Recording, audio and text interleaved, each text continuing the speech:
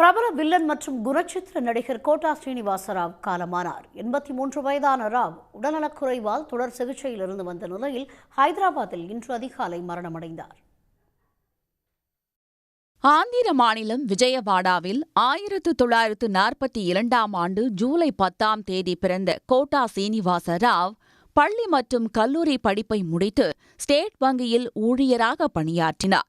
நடிப்பின் மீதான ஆர்வம் காரணமாக பணியை ராஜினாமா செய்த ராவ் 1978ஆம் ஆண்டு பிரணம் காரீடு என்ற தெலுங்கு திரைப்படத்தில் அறிமுகமானார்.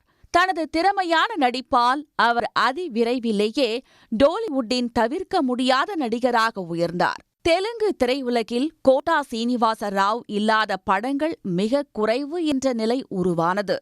2003ஆம் ஆண்டு சாமி திரைப்படத்தில் பெருமாள் பிச்சை என்ற கதாபாத்திரத்தில் வில்லனாக மிரட்டிய அவர் ஒரே படத்தில் தமிழ்நாடு முழுவதும் பிரபலமானார். இதையடுத்து ஏராளமான தமிழ் திரைப்படங்களில் அவர் தனது திறமையான நடிப்பினை பதிவு செய்துள்ளார்.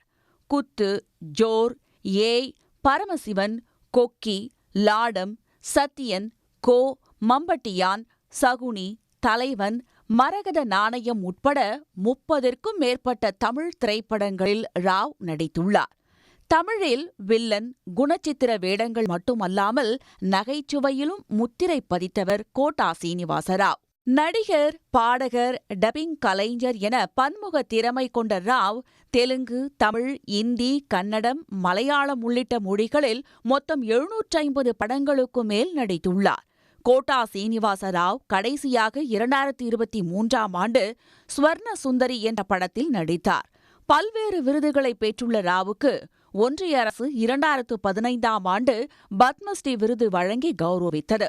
சீனிவாச ராவ் 1999 மற்றும் 2004க்கு இடையில் விஜயவாடா கிழக்கு தொகுதியின் சட்டமன்ற உறுப்பினராகவும் பணியாற்றியது குறிப்பிடத்தக்கது.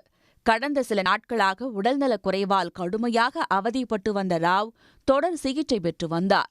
இந்நிலையில் இன்று அதிகாலை ஹைதராபாத் பிலிம் நகரில் உள்ள இல்லத்தில் அவரது உயிர் பிரிந்தது.